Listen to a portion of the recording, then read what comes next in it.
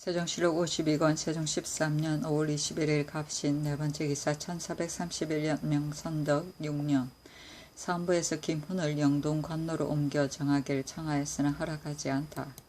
아래기를 김훈의 죄는 불충불효로서 가볍게 용서할 수 없사오니 그 아비가 있는 영동에 관노로 옮겨 정하시기를 청하옵니다. 하니 임금이 이르기를 태종 때 이미 외방 종편을 명하였으나 그때 언간들도 일찍이 탄핵하지 않았으니 오늘의 용서하는 것도 역시 전일에 정한 죄이므로 내가 결코 들어주지 않겠다 하였다.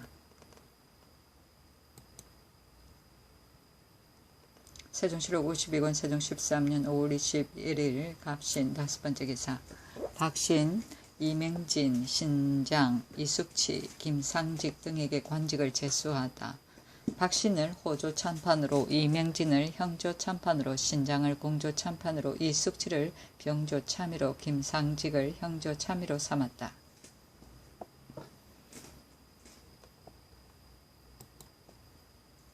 세종시록 52권 세종 13년 5월 21일 갑신 여섯번째 기사 윤득홍을 보내 우사단이 기우제를 지내다.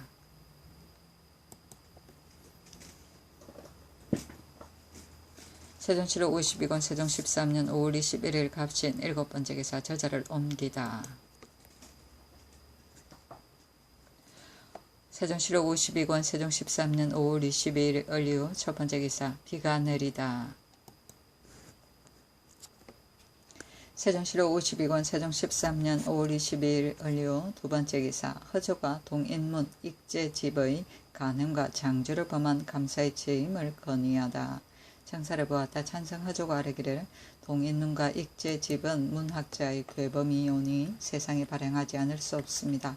청컨대 간행하여 널리 펴도록 하소서 하고 아뢰기를 함길 평안 두 도는 중국과 경계가 연하기 때문에 예로부터 반드시 대신을 명하여 도순문사로 삼아 오래도록 그 직에 있게 하였는데 근래에 감사의 직임을 띈 자가 자주 죄책을 입어 갈리게 되니 실로 옳지 못합니다. 비록 장제를 범하였다 하더라도 만약 공주에 이면 파직시키지 말고 허물을 덮어 붙여서 도로 임명하고 그 죄가 지극히 많아지면 그때의 죄를 다하는 것이 어떠하겠습니까? 하니 임금이 감사만이 아니라 각 고을의 수령도 실제로 덕을 백성에게 베풀어 어루만지고 사랑하는 이가 간혹 장제를 범하면 바로 벼슬을 파면시키니 아주 옳지 못하였다. 그러나 본조의 사대부로 장형 이상의 죄를 범한 자에게 속형만 하고 직책은 거두지 아니하니 그 율이 이미 가볍다. 내 다시 생각해 보겠다 하였다. 대원들에게 명하니 재학, 윤회, 참판, 신장 등이 동인문과 익제집을 교정하여 주자수에 인쇄하라 하고 주하대원 김종수에게 이르기를 근래에 평안도 감사, 곤도, 조내, 조종생 등이 잇따라 파직되었다. 감사란 오래 임명하는 것이 제일인데 만약 백성을 사랑하고 어루만져 기르는 일을 어쩌다가 장제를 범하였다고 하여 벼슬을 골라서 임명한 뜻에 어그러짐이 있으니 지금부터 공죄로 장령 이하의 죄를 범한 자에게는 벼슬을 가리지 말고 다만 허물을 붙이며 많은 허물을 범한 뒤에 죄를 다하는 것이 어떻겠는가.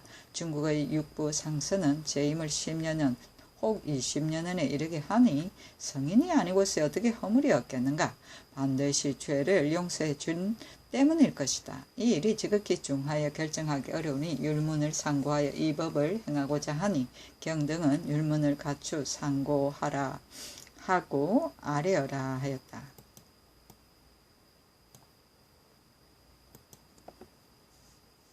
세종시록 52권 세종 13년 5월 22일 을이후 세번째 기사 묘호의 상정에 관해 논의하다. 임금이 상정소 제조 허조 등에게 이르기를 묘호를 어떻게 상정하는가 하니 조가 대답하기를 목조의 묘호와 같은 것은 예전대로 하고 그 밑에 성목의 목은 고치고자 하옵니다 하였다.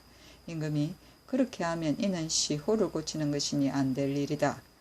예전 한나라 때 처음으로 종이라 하였고 고려 때 에서도 종을 일컬었으나 그 뒤에 공덕이 있는 임금에게만 종을 일컫고 나머지는 모두 없앴는데 고려에서 참람하게 일컬은 것을 태종께서 싫어하여 모두 고쳤으니 지금 그 시호는 두고 묘호를 없애는 것이 어떻겠는가.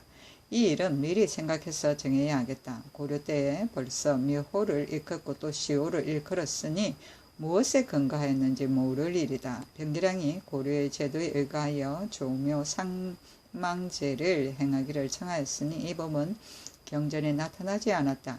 고려의 법이 어찌 옛 제도를 다 행하였겠으며 본제의 모든 일을 옛 제도에 따르는데 어찌 이것에만 옛 제도에 없는 일을 행하겠는가. 한 글자를 묘호와 시호 두 가지에 쓰는 것은 보지 못하였다. 일이 지극히 중하고 가볍게 고칠 수 없으니 자세히 생각하고 살펴서 처리하는 것이 옳겠다. 나의 뜻으로는 그 시호는 그냥 두고 묘호를 없애는 것이 옳다고 생각한다 하였다. 조가 정상의 말씀이 옳습니다 하니 임금이 정밀하게 살펴서 상정해야 할 것이다 하였다.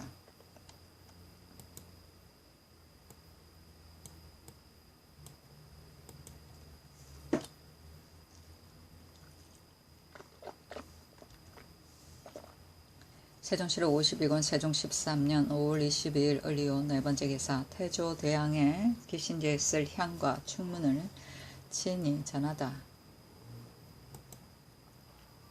세종시로 52권 세종 13년 5월 22일 을리오 다섯번째 기사 안숭선이 술들기를 청하였으나 윤하지 않다.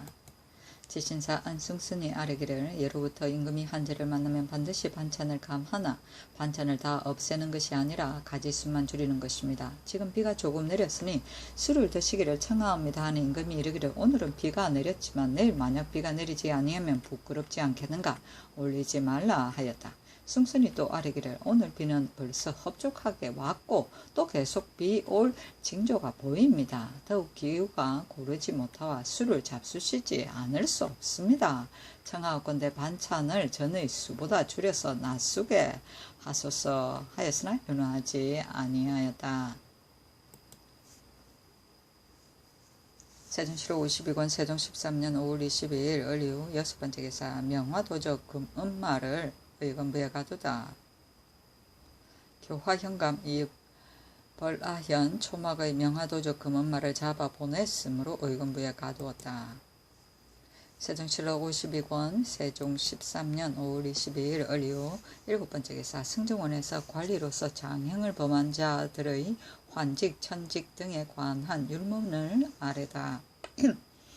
승정원에서 아뢰기를 이전에 관리로서 공죄를 범하여 장 60 이상에 해당되는 자는 곧 매를 치고 아울러 직첩을 거두었는데 지금은 공죄로 장 100이 되어도 수속하게 하고 직첩을 거두지 아니하니 실로 너그러운 법입니다. 그러나 율문으로 말미암아 관원이 아무런 이유 없이 기한이 지나도 부임하지 않는 자와 무고히 조참 공좌에 참여하지 않는 자에게는 다만 장 80에 차하고 아울러 허물을 붙여 환직시키며 기타 환직시키기에 부적당한 자에게는 이와 같이 미루어 모두 파직시킬 것입니다.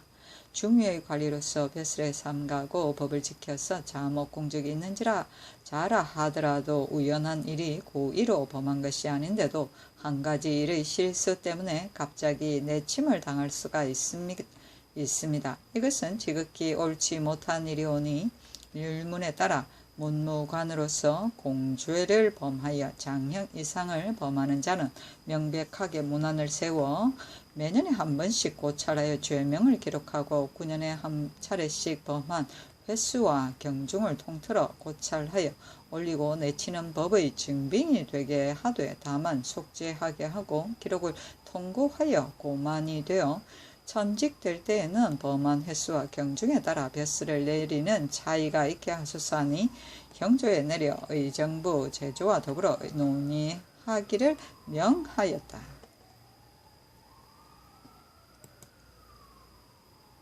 세종시록 52권 세종 13년 5월 22일 을리오 여덟번째 기사 선군에 그 자손들을 취재하여 서용하게 하다.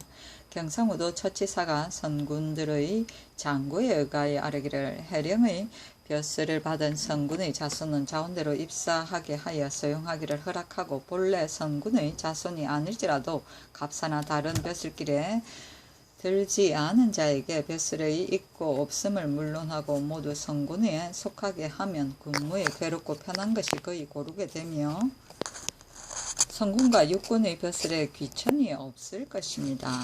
함으로 육조에 내려 마감하기를 명하니 본조에서 아뢰기를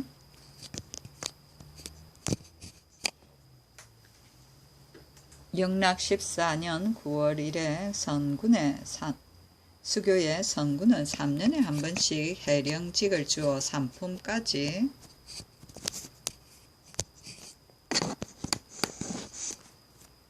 오르게 한다 하여 이미 뵀을 길이 있는데 근래에 진언으로 인하여 수교하기를 선군 안에서 자원하여 종사를 원하는 자에게는 종사를 허락하려고 한까닭에 선군을 못 피하는 자가 비록 종사하기에 적합하지 못하여도 모두 각사의 이전 및 별군 조례와 같은 것에 속하기를 구하므로 각 고을의 수령이 대충 해 세울 수가 없으니 그러므로는 선군에 종사하기를 자원하는 자를 일절 금하소서. 또 금년 정월 1에 수교에 선군 안의 기보사에 능한 자로서 갑사를 자원하는 사람이 있으면 시위패의 예에 의하여 취재한다 하였으니 상항의 해령직을 받은 사람의 자손을 한량의 예의에 따라 취재하여 저용하소서 하니 그대로 따랐다. 세종시록 52권 세종 13년 5월 23일 병술 첫번째 기사 도망해온 중국사람 파을수 등을 돌려보내게 하다. 예조에서 함길도 감사의 관문에 의거하여 아뢰기를 아모카에 거주하는 알타리 천호 마을대가 말하기를 중국사람 파을수 보화 등은 양목다볼에게 사로잡혔던 사람이 아니라 내가 여러 해 동안 부리던 자인데 지금 도망해 나갔으니 돌려주기 바란다고 합니다. 천호 벌을수의 말은 일찍이 여하에 살면서 그 양성에 내왕할 때 교역한 중국사람 야질대를 지금까지 부렸는데 지금 도망하였으니 만약 양목다볼에게 포로로 잡힌 사람과 같은 예로 내어보내면 정말 원통하였다고 합니다. 지금 그 근본 이유를 물은 즉 파을수 보화의 말은 원래 부모를 따라 그 양성에서 살았는데 지난 계면년에 양목다볼에게 포로되어 6년간 있다가 어머니를 따라 동망해 조선으로 향할 때 우리 형제가 마을대에게 붙잡혀서 종으로서 사역되었었다고 하고 야질대의 말은 원래 그 양성에서 살았는데 부모가 모두 죽자 숙부가 우리를 벌을수에 데려다가 팔아서 종이 되었다고 하였습니다. 이에 의가에 자세히 살펴보면 야질대가 말한 것과 벌을수가 구한 것이 서로 같습니다. 본래 중국의 메인 사람이므로 또한 모두 돌려보내야 합니다. 앞으로 이런 교역한 사람이 도망해 왔을 적에 그 주인인 야인이 문건을 가지고 와서 말한다면 어떻게 처리하여 하겠습니까? 하므로 의정부 제조와 더불어 같이 의논하기를 명하니 우의정 맹사성 등이 아뢰기를 야질대는 마땅히 예에 따라 돌려보내야 하며 그러므로도 도망해오는 자도 그 주인에게 돌려줄 수는 없습니다 하니 그대로 따랐다.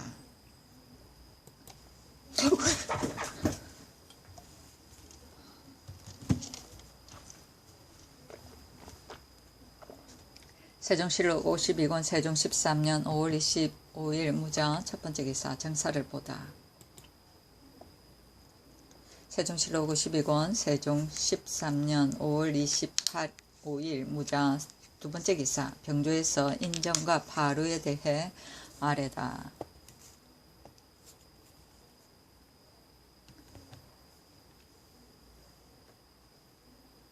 아뢰기를 도성의 관문은 인정과 파루의 종소리에 따라 성문을 열고 닫게 하여야 새벽과 밤의 경계가 명백하여 사람과 물건이 드나드는 일정한 때가 있게 될 것입니다. 구름과 안개에 있는 날에는 종소리를 들지 못하여 여다는 시간을 잃어서 사람과 물건을 드나드는데 지장이 있을 뿐 아니라 문을 파수하는 자가 극의 죄를 받은 일에 매우 옳지 못하오니 앞으로 초경 5점에 행순 갑사를 한 문마다 한 사람씩을 더 정하여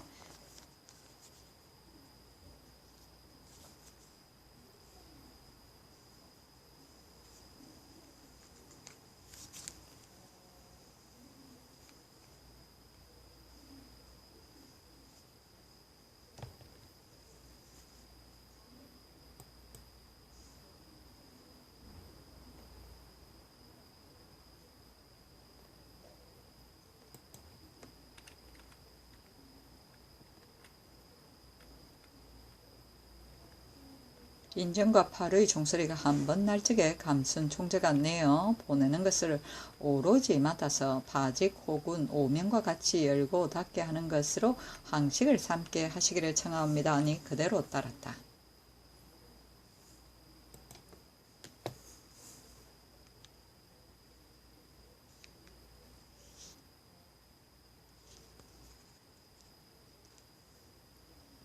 세종시록 52권 세종 13년 5월 25일 무자 세 번째 기사.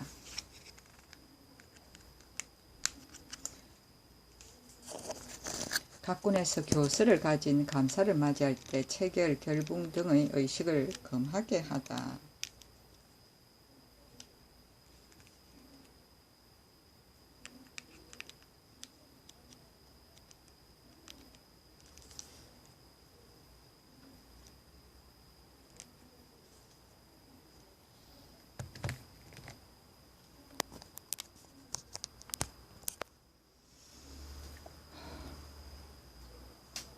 예조의 전지하기를 각도의 각군에서 새 감사가 교서를 가지고 가는 것을 많이 할 적에 결제, 결붕, 날에, 금이 등의 의식을 쓰지 말게 하라 하였다.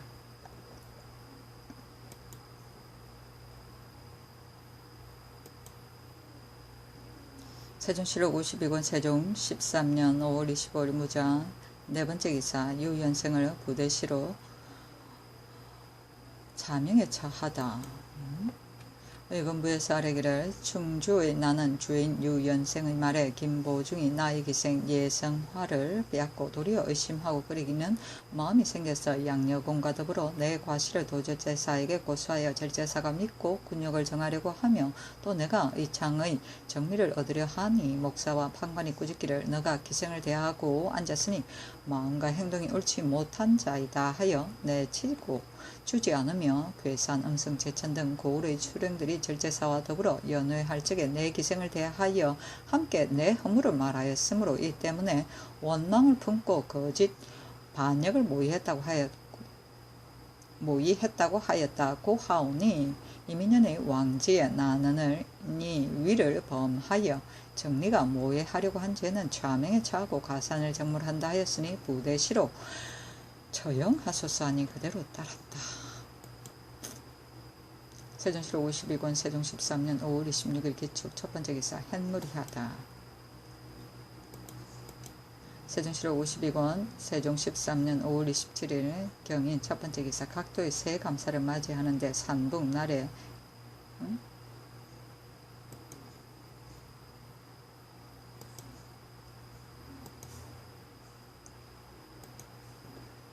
산북날에 결체, 군위 등의 의식을 금하지 않다. 정사를 보았다. 판서, 권진, 신상 등이 아뢰기를 지금 각도의 새 감사를 맞이하는데 산북날에 결체, 군위 등을 쓰지 못하게 하였으나 신 등의 생각으로는 전에는 왕지가 없는 행차에도 오히려 예를 갖추어 맞이하였는데 하물며 왕지를 받든 행차에 예를 갖추지 않을 수 없습니다. 만약 폐가 있다고 한다면 산분과 날에는 없애고 결체와 군위만으로서 맞이하는 것이 어떠하겠습니까? 하므로 그 말대로 따르니 지신사 안순성 등이 아뢰기를 이 예식은 고을마다 행하는 것이 아니라 경상도는 상주, 진주, 경주, 성주 등 큰 고을뿐입니다. 조정의 사신이 올 적에도 위와 같은 여러 의식을 베푸는 것이 황제의 명을 존중하는 까닭이온데 작은 폐로 인하여 옛 의식을 폐함은 옳지 못한 일이 아닌가 하오니 모두 예전대로 하시기를 청하옵니다 하였다. 임금이 말하기를 경들의 말이 옳다. 그러나 감사가 갈리는 것은 연례 행사인데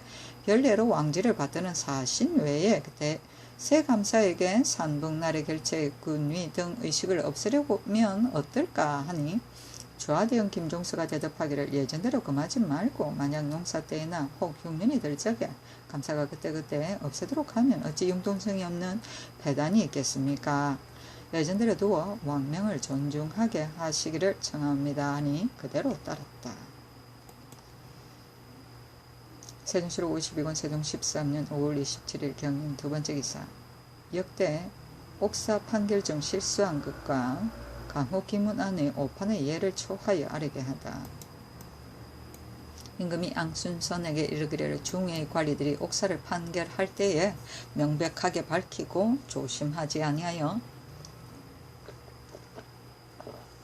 살려야 할 것을 죽이고 죽여야 할 것을 살린 것이 간혹 있으니 막상과 상해의 일이 이것이다. 말하면 마음이 아프다. 역대의 옥사 판결에 실수한 것을 집현전에서 초하게 하며 경도 강호 기문 안에 있는 형옥을 그릇 판결한 것을 초하여 아래라.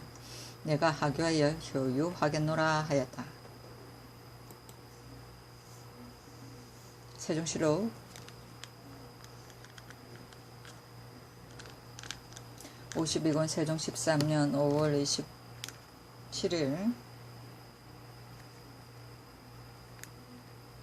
경인 세 번째 기사 관현악을 연주하는 맹인들에게 각각 콩 한 씀을 더 주게 하다. 호조에서 아래기를 관현악을 연주하는 맹인들에게도 악공의 예에 따라 춘추로 쌀을 주게 하시기를 청하옵니다니 각각 콩 한 씀을 더 주기를 명하였다. 세종시록 52권 세종 13년 5월 27일 경인 네 번째 기사 황해도 배천 연안 해주 재령 등 큰 고을에 고을에 큰 비가 오다. 세종시록 52권 세종 13년 5월 27일 경인 다섯 번째 기사 외주와의 교육을 위해 잣새와 꽁을 준비하게 하다. 임금이 예조판서 신상에게 아뢰기를 예전 위나라 임금 조예가 오나라에 사람을 보내어 말로써 주기, 비취, 대모 등을 바꾸니 오나라 임금 송건이 말하기를 이는 모두 내가 쓰지 아니하는 물건인데다가 말을 얻을 수 있으니 어찌 아끼리요 하고 주어버렸다. 예전에도 이러하는데 지금 우리나라가 외국에 대한 경우 더욱 말했어야 무엇하겠느냐. 외주가 두 번이나 신뢰를 하였으니 그 청을 듣지 않는 것이 마땅하겠지만 옛사람이 이러기를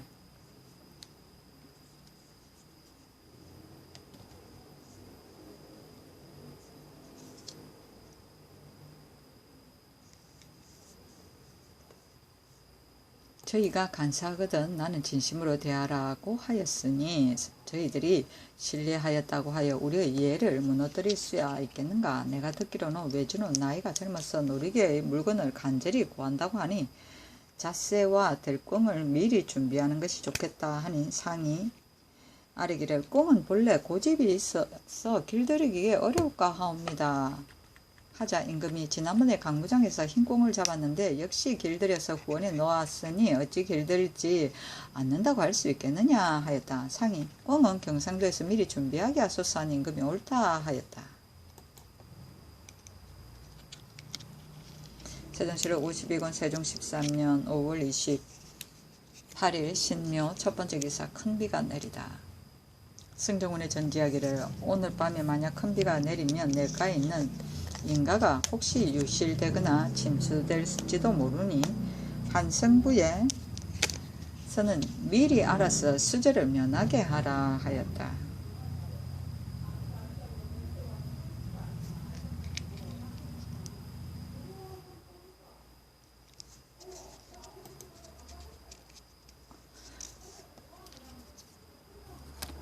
세종실록 52권 세종 13년 5월 28일 신묘 두 번째 기사 조내 박천루, 박경무, 이손 등을 추국하게 하다. 이건부에서 아뢰기를 전 편안도 감사 조내, 전 평양 소윤, 박천루, 호군, 박경무,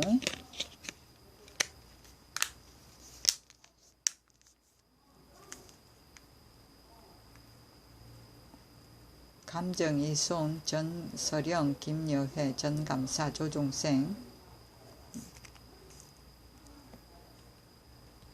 사마현령 주소, 순환현사, 출심, 경기, 경력, 안왕경 등과 함께 잡아와서 추국하게 하시기를 청하옵니다니 그대로 따랐다. 평양부 죄수 권매 업동을 지나친 형벌로 추국한 적이 있기 때문이다. 세종시록 52권 세종 13년 5월 29일 임진 첫 번째 기사 큰 비가 내리다. 세종시록 52권 세종 13년 5월 29일 임진 두 번째 기사 정설을 보다. 세종시록 52권 세종 13년 5월 29일 임진 세 번째 기사 삭제에 쓸 현가 충문을 친히 전하다.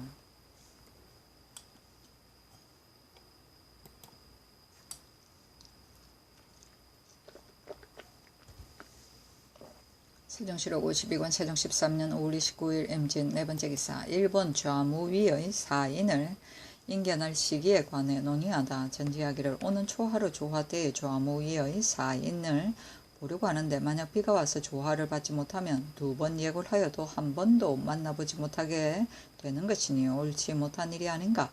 태중께서 일찍이 대내전의 사인을 광년루에서 인견하셨으니 지금 광해루 아래에 의장을 베풀고 군사를 진열하여 인견하는 것이 어떨까. 그 가부를 논의하여 아래라 하니 우 이정맹사성 이조판서 권진 찬성 허조 예조판서 신상 등이 논의하기를 외객이 돌아갈 기한도 급하지 아니한데 그렇게 급하게 만나볼 것이 무엇입니까?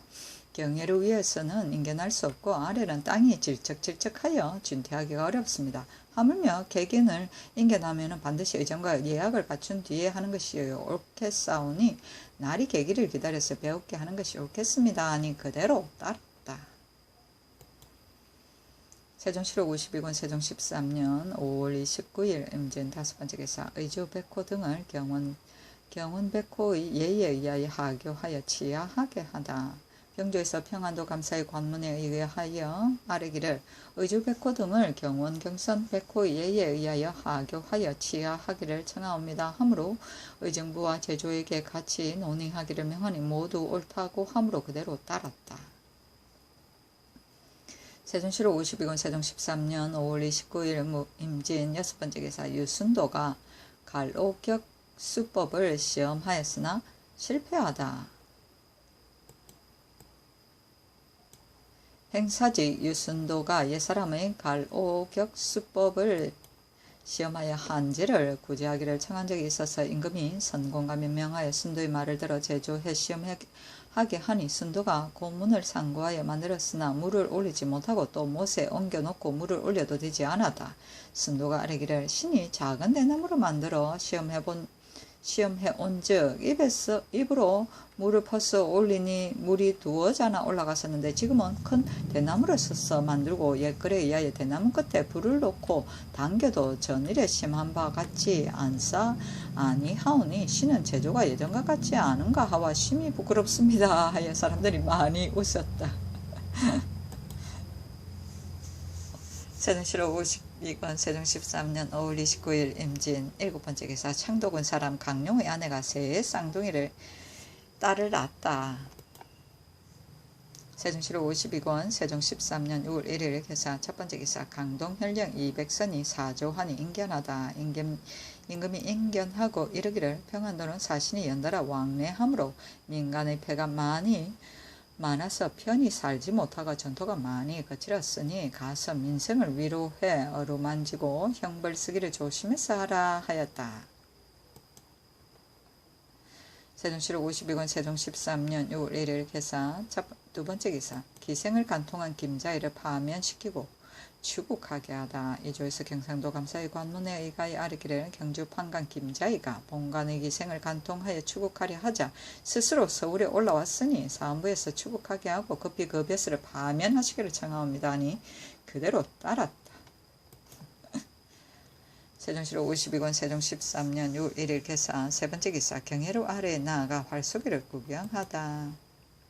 세종실록 52권 세종 14년 6월 2일 가보 첫번째 기사 큰 비가 오다. 세종실록 52권 세종 13년 6월 2일 가보 두번째 기사 햇물이 하다. 세종실록 52권 세종 13년 6월 2일 가보 세번째 기사 경혜로 아래에 나아가다. 경혜로 밑에 나아가 효령군 이보 이하 여러 종친들에게 활을 쏘게 하고 내구마 20피를 나누어 주었다.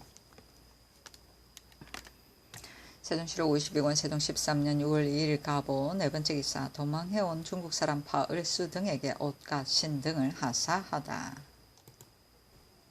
세종실록 52권 세종 13년 6월 2일 가보 다섯번째 기사 제주의 마술을 놓아 먹이던 곳과 고라니가 사는 곳의 감찰을 정하다. 경주에서 아뢰기를 제주는 마술을 놓아 먹이는 장소일 뿐 아니라 원나라에서 들여와서 놓아 먹이는 고라니를 번식시키는 곳인데 지금 한잡한 무리들이 마수와 고라니를 잡아 죽여서 거의 다 없어졌으니 장래가 염려되옵니다. 주정이 대정 등의 동서 감목관에게 명령하여 마술을 놓아 먹이는 곳과 고라니가 사는 곳을 살펴보고 그 부근에 사는 사람으로서 감찰을 요량해 정하소서 하니 그대로 따랐다. 세종시록 52권 세종 13년 6월 2일 가보 여섯 번째 기사 신간한 설암법첩을 종친 의정부 6조 대언사 집현전 등 관원들에게 나눠주다.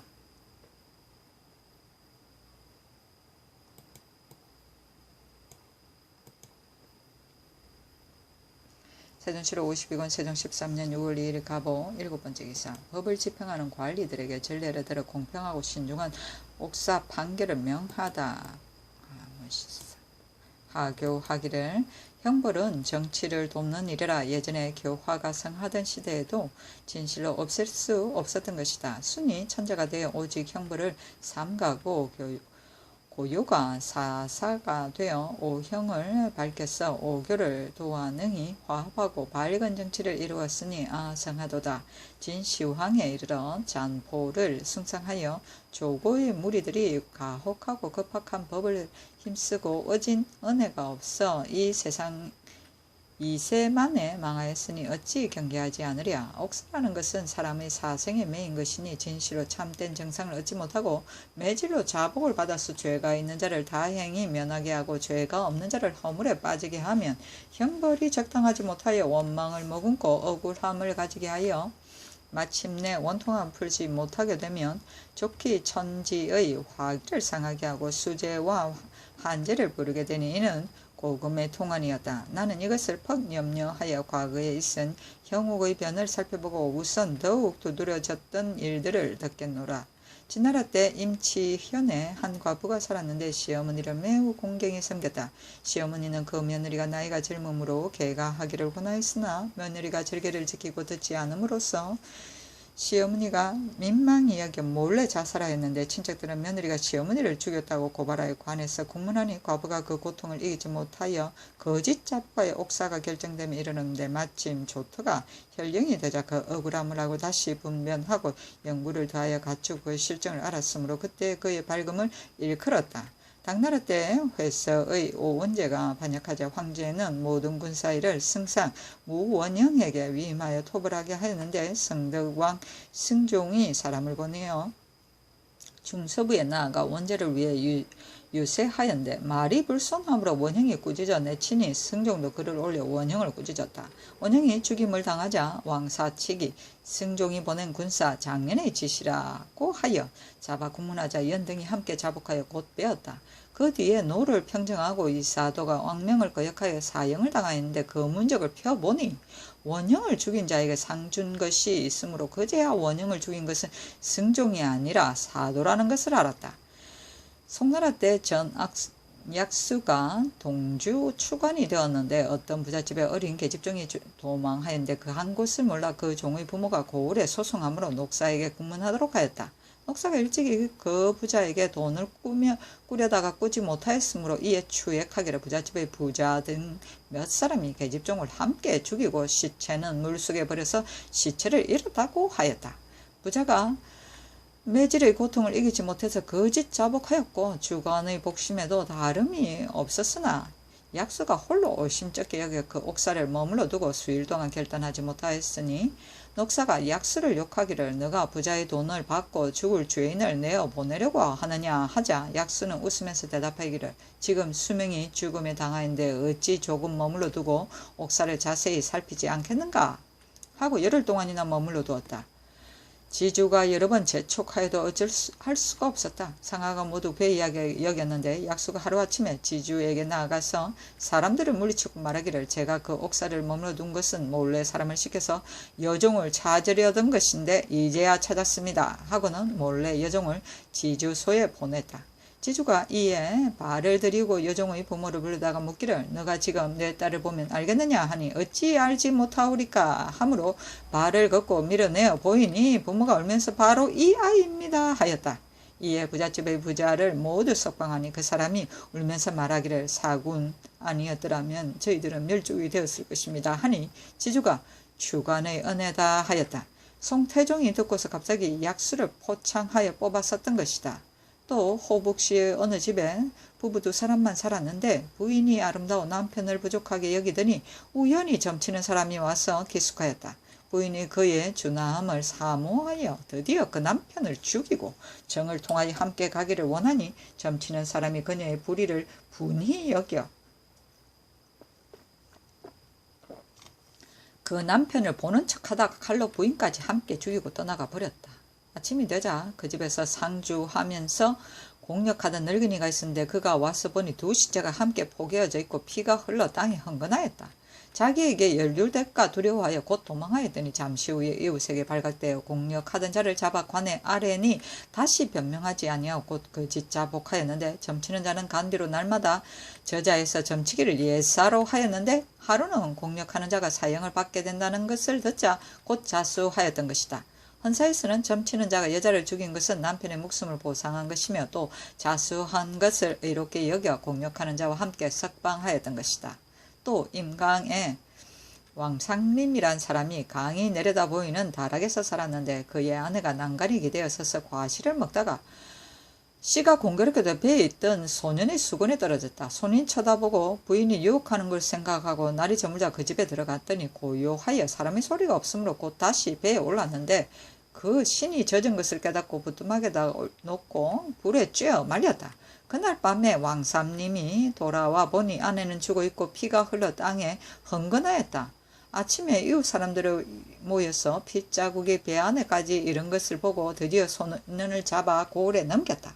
소년은 다시 변명하지도 못하고 거짓 자복하게 되었으나 다만 부인의 신과 죽인 칼이 나타나지 아니하였다.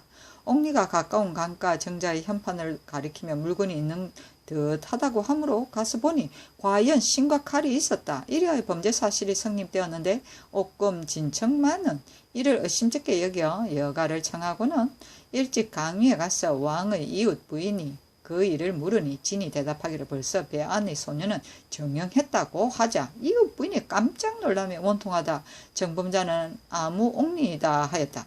진은 비밀리 사리에게 공하고 옥리를 불러 추문하여 진상을 낱낱이 다 알게 되었다. 그리하여 소년을 드디어 석방하고 옥리는 사형에 처하였다. 오늘의 때 원주 평향에 높은 제가 하나 있었는데 그 제 북쪽에 사는 장가란 남자와 제 남쪽에 사는 주가란 여자가 결혼하였는데 한 번은 여자가 친가에 갔었기 때문에 장이 그 아우를 보내어 마중에 왔다. 제의 중간쯤 지점에 이르자 아내는 피곤해 잠깐 앉아 쉬었는데 아우가 먼저 어린애를 안고 집으로 돌아왔다. 오래되어도 아내가 돌아오지 않으므로 장과 그 동생은 같이 앉아 쉬던 곳에 가보아도 없으므로 다시 주의 집까지도 가보았으나 역시 없었다. 주와 함께 다시 제에 올라 찾아본 적 아내가 숲속에 죽어 있었는데 또 머리가 없었다.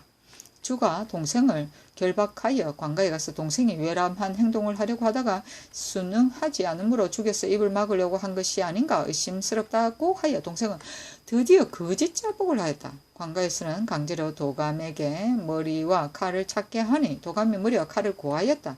그리하여 결국 동생은 처형되었는데 해가 지나서 장의 두 이웃 사람이 그의 아내를 건강여방에서 만나보고 서로 보고 놀랐다. 이웃 사람이 내력을 말하니 아내가 울면서 말하기를 억울하다. 그때 내가 제 위에 앉아 쉴 때 어떤 털복 길손 한 사람이 대나무 농에 메고 산에 올라오더니 사방을 두리번거리다가 사람이 없음을 확인하고 칼을 빼들고 나를 협박하여 여복과 신을 빼앗아서 대나무 농 속에 한 부인을 불러내어 입히고는 그 머리를 베어 농 속에 넣고 시체는 숲속에 버린 다음 나를 대나무 농 속에 들어가게 하여 짊어지고 다닌 지 반달이나 넘어서 여기에 도착했다고 하였다. 얼마 안 되어 털보가 돌아왔다. 두 이웃 사람은 그를 결박하여 관가에 고하니 그대로 자복하고 변명하는 말이 없었다. 형부에서 교지를 받아 그 털보를 사형에 차여 그 동생의 목숨을 보상하고 주연의 아전들은 각각 경적시키며 업제, 군, 사리, 금복관 등은 모두 낮추고 파면시켰다. 먼저 도관이 관사의 명령에 못 이겨 다른 사람의 관을 몰래 열고 부인의 머리를 취하여 해결하였으므로 역시 사형에 차였다. 또 경사에서 소목국의 목공이 그 장과 다투었는데 장이 잘못하였으나 굽히지 않으므로 목공이 드디어 절교하고 앙리하지 않았다. 여러 목공들은 입다투어 정도야 그게 무슨 큰 혐의가 되겠느냐 하면서 술과 고기를 준비하여 억지로 목공을 장한테로 데리고 가서 화해시키고 점으로써 모두들 취하여 흩어져 갔던 것이다. 목공의 아내는 엄난하였는데 간부와 공론하여 남편을 죽이려고 하였으나 적당한 길을 얻지 못하고 있던 중이었다. 이날의 원수인 사람에게 술에 취하여 돌아오는 것을 기회로 삼아서 죽이고는 황급히 나머지 시체를 숨길 곳이 없어서 방 안에 토탑전을 열고 빈속에 넣어 다시 전을 예전대로 놓았다. 이튿날 아내가 장의 집에 가서 울면서 말하기를 우리 남편이 어제 돌아오지 않았으니 반드시 죽인 것이라고 하며 경순원에게 소송하였는데 원에서 장이 과거의 원수였기 때문에 체포하여 고문하니 그 고통을 이기지 못하여 스스로 거짓 자복하였다. 원에서 장에게 시체가 있는 곳을 물으니 하는 수 없이 호 속에 버렸다고 하였다. 그리하여 오작 두 사람을 도착하여 호를 탐색했으나 얻지 못하였다.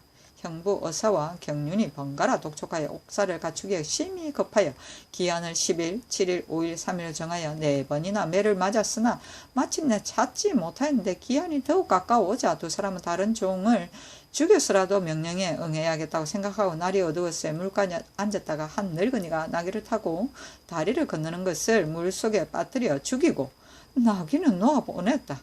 모양이 같지 않음을 두려워하여 감히 내어놓지 못하고 자주 매를 맞으면서도 열흘 남짓 지나서 늙은이의 시체가 썩어 알아볼 수 없을 것을 헤아려 가져다가 원에게 아뢰어 아내를 불러 살펴보게 하니 아내가 어루만지고 크게 부르짖으면서 이것이라고 하고는 남편의 옷을 가져다가 호에게 초혼하고 비녀와 귀고리를 벗고 관각을 갖추어 장사의 옥사가 드디어 이루어졌는데 원에서는 올린 장의 사안을 허가하지 아니하였다. 나귀를 타고 가던 늙은이의 친족들이 늙은이를 찾아도 찾지 못하였는데 어느 사람이 나귀의 가죽을 지고 길을 지나다는 것이 자기가 기르던 나귀와 같으므로 잡아 고을에 호소하니 역시 혹독한 고문으로 인하여 늙은이를 겁탈해 죽이고 시체를 아무 곳에 감췄다고 거짓 자복하였는데 시체를 찾아도 나타나지 않았다.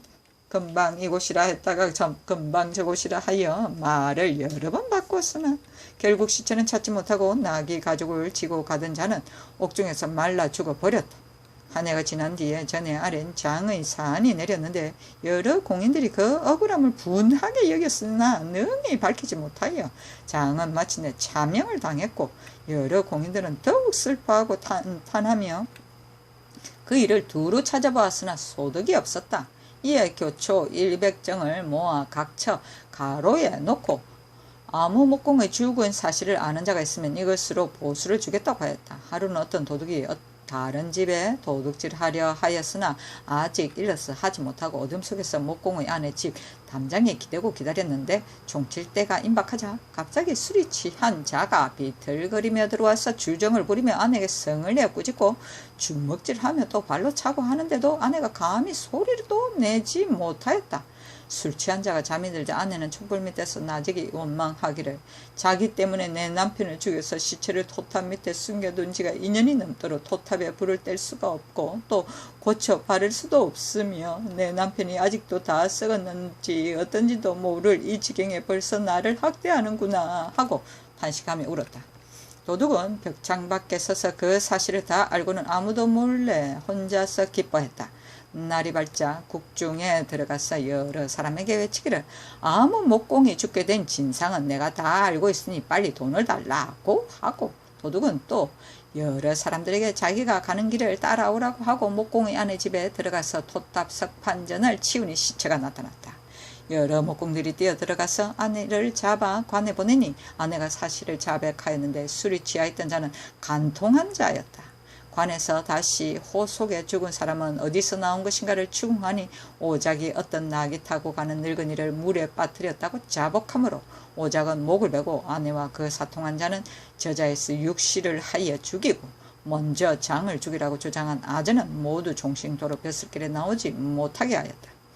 관에서는 물에 빠져 죽은 늙은이를 바로 말라서 죽은 사람의 이름을 알았으나 들추게 되면 관리가 또 몇 사람 덕지할 것이므로 드디어 그만두었으니 나귀 가죽을 지고 가던 사람의 억울함은 마침내 밝혀지지 아니하였다. 목공을 죽인 죄는 반드시 그 아내와 사통한 자만으로서 거쳤어야 할 것인데 여기에 관련되어 4~5명이나 죽게 되었으니 이는 사변이 얽히고 슬켜 알 수 없게 된 것이다. 사기를 읽다가 여기에 이르니 진실로 척연하도다. 또 우리나라 근래의 일로 말하면 이민년의 본궁의 종 원장과 그 아들 개오미가 고하기를 성군의 임성부가 우리 집에 와서 부도한 말을 발하였다고 하므로 의천군수가 곧 성부를 잡아 공문하여 매질로 고문하기를 세 차례를 한 뒤에야 자복하였으나 사헌부의 복심에서는 매질로 고문을 두 차례나 하여도 오히려 실정을 알아내지 못하였고, 또 개오미가 복룡을 보고 성부의 말한 바를 전한 말은 의천 수령에게 고한 것과 서로 같으나 복산에게 전한 말에서는 성부가 이런 말이 있었다고 일찍이 말하지 않으니 이것은 모두 어긋나는 단서인데 추획해 밝혀서 말이 일치로 돌아가게 아니하였다. 잘 생각해보면 성부가 실제로 이 말이 있었다면 즐겨 자복하지 않았을 것인데 드디어 다시 자세히 고찰하지 아니하고 성부를 그릇 사죄에 넣은 것이다. 내가 의정부와 육조 대신에게 회의를 하도록 하였더니 역시 죽은 것이 옳다고 하였다. 그러나 내가 오히려 의심스러운 점이 있어서 그 옥사를 의금부에 옮겨 성부에 발언한 이유를 묻게 하였더니 원장이 자복하기를 성부와 사이가 좋지 않았기 때문에 모함하여 죄로 매맞는 것을 보려고 한 것이오. 성부가 이런 말을 한 일은 없었다고 하므로 이에 성부는 죄를 면하고 원장 등이 도리어 죄를 받았다. 진실로 보관하지 아니하여 그 실정을 찾지 못한다면 성부가 죽게 될 것은 의심이 없다. 기운년 어두운 밤에 외통사 이춘발을 도둑이 길 위에서 쳐 죽이고 그 막대기 나무는 버리고 갔는데 춘발의 사위가 고하기를 여자 무당 주련과 그 아들 사자가 본시 장인을 원망하였는데 지금 장인이 사자의 문 앞에서 죽었고 군호가 사자의 대문을 두드리며 부르짖었어도 나와보기를 즐겨 아니하니 정적이 의심스러울 만하다고 하므로 의군부에서 잡아 국문하니 사자의 동생 상희가 공초에 이르기를 가영이 이웃사람 김소곰이 김매읍동과 더불어 춘발에게 대한 분한이 쌓여서 항상 쳐 죽이고자 하였는데 지금 힘을 합쳐서 하수한 것입니다 하였고, 옥간이 또 그 막대기를 거두어 사자의 집에 이른즉 사자의 집 울타리에 긴 막대기가 마침 하나가 빠졌는데 그 막대기를 빠져나간 구멍에 박으니 서로 맞고 그 길이가 같으므로 옥간이 주련 사자 소금이 매읍동 등을 심하게 고문하여 압설형을 가하였으나 오히려 불복했었다.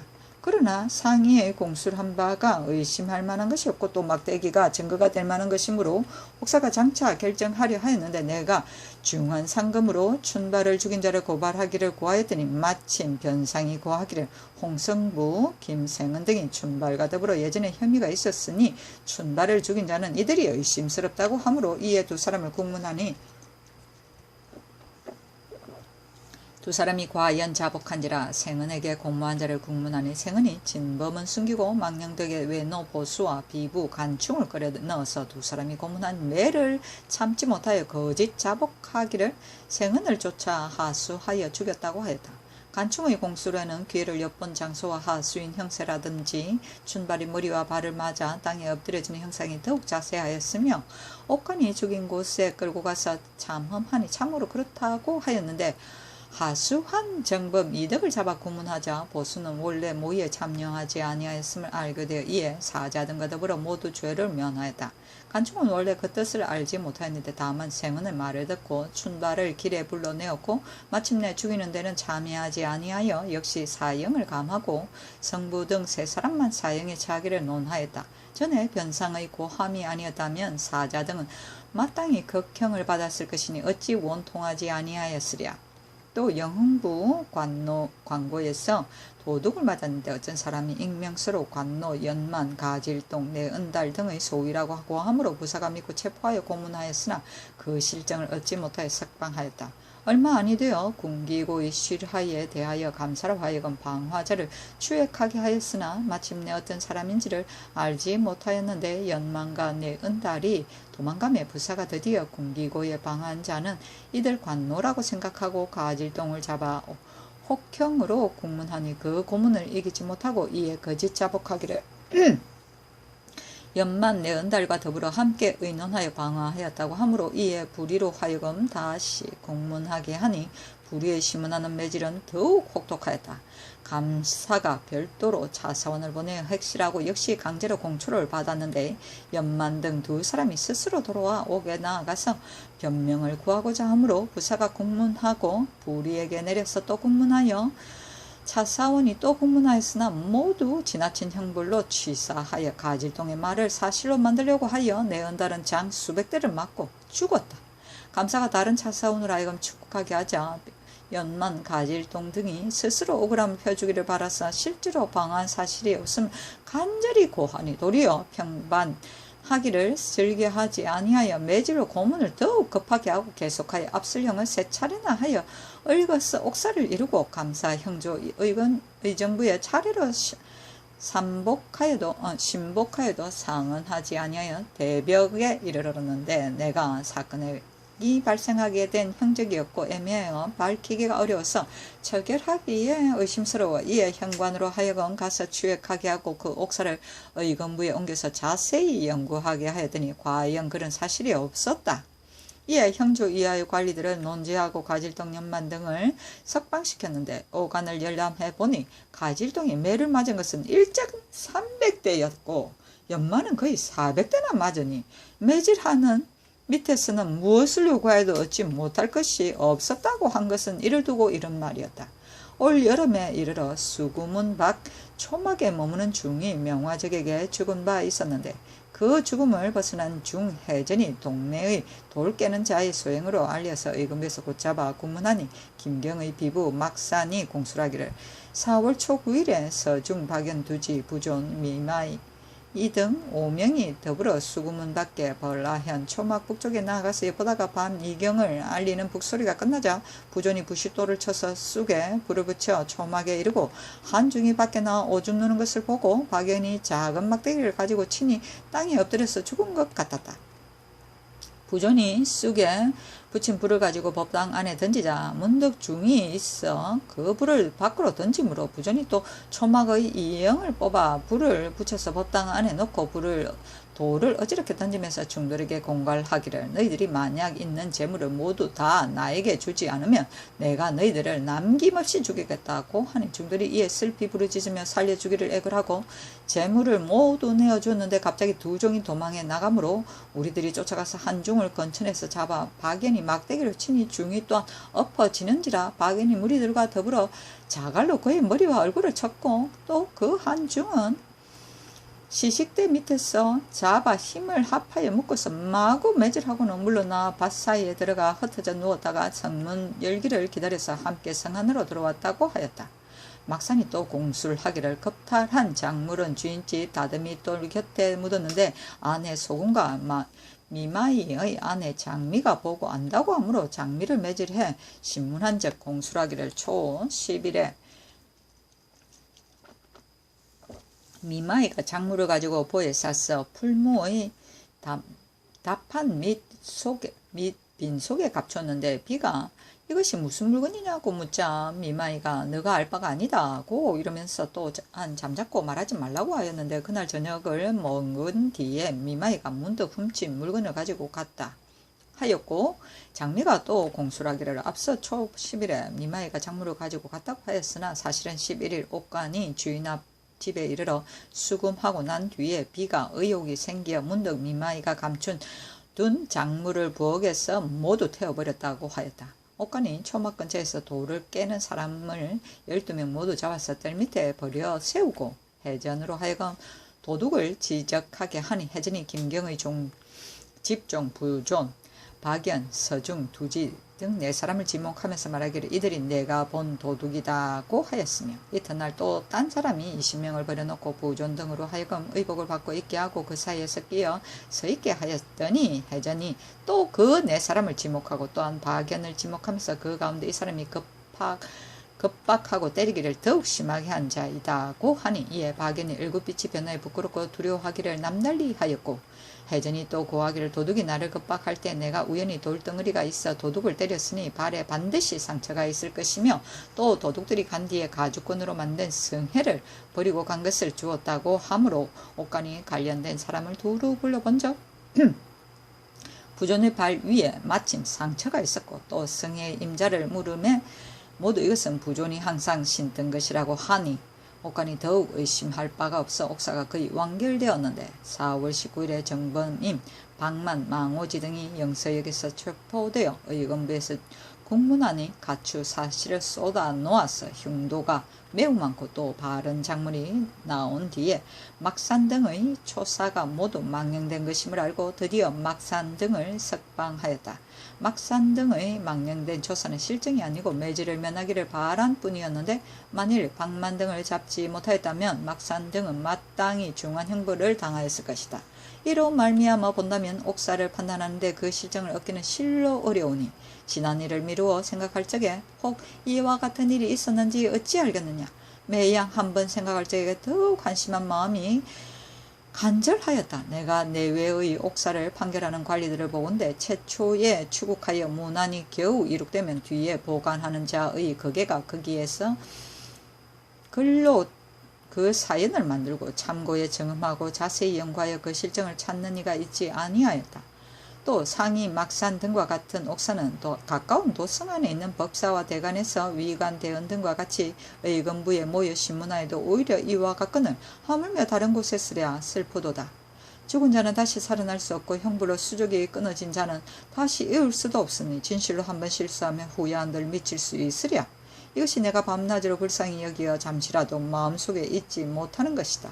이제부터 나의 법을 맡은 내외 관리들은 옛일을 거울로 삼아 지금 이를 경계하여 정밀하고 명백하며 마음을 공평하게 하여 자기 의견에 구애됨이 없고 선입된 말에 위주함이 없으며 부화내동으로 따르는 것을 본받지 말고 구차하게 인순하지 말며 죄수가 쉽게 자복하는 것을 기뻐하지 말고 옥사가 빨리 이루어지기를 요하지 말며 여러 방면으로 힐문하고 되풀이해서 찾아 죽는 자로 하여금 구천에서 원한을 품지 않게 하고 산자로 하여금 마음속에 한탄을 품음이 없게 하며 모든 사람의 심정이 서로 기뻐하여 영어에 죄수가 없게 하고 화한 기운이 널리 퍼져서 비 오고 변나는 것이 시기에 순조롭게 되도록 하여야 할 것이니 너희 형제에서는 이 지극한 회포를 몸받아 내외에 효유하라 하였다.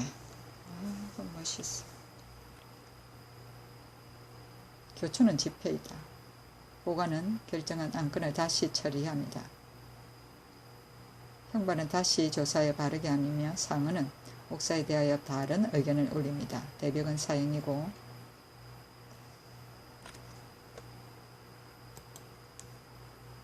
세종 7월 52권 세종 13년 6월 2일 가보 8번째 기사 시험에 나갈 갑사 등에게 기창세와 보창세를 익히게 하다.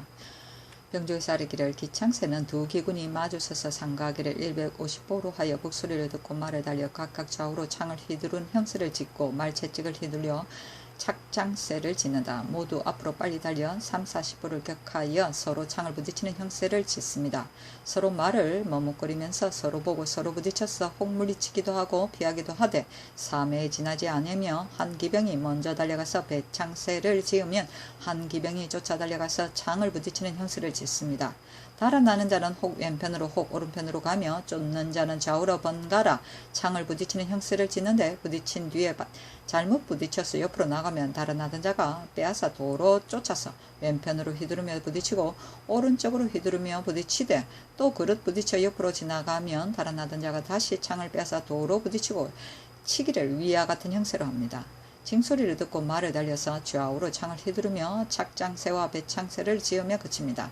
보창새는 두 사람이 마주 서서 북소리를 듣고 각각 창을 휘두르는 형세를 짓고 좌우로 휘두르며 창작새를 짓는다. 모두 빠르게 앞으로 나아가 창을 부딪히되 서로 돌고 서로 부딪히며 혹 물리치고 혹 피합니다. 남은 것은 기창새와 같이 하는데 좌우새 취재할 적에 등급을 나눠 주기가 어려우니 갑사 및 자원하는 사람은 춘추섭사 때에 이 예에 의하여 미리 익히게 하며 만약 이유 없이 미리 익히지 아니한 갑사에게는 오는 임자년 도시에서 시작하여 시험에 나가는 것을 허락지 아니하며 무과의 도시 및 하번갑사의 취재된 이에 추인하여 쓰게 하소서 하니 그대로 따랐다.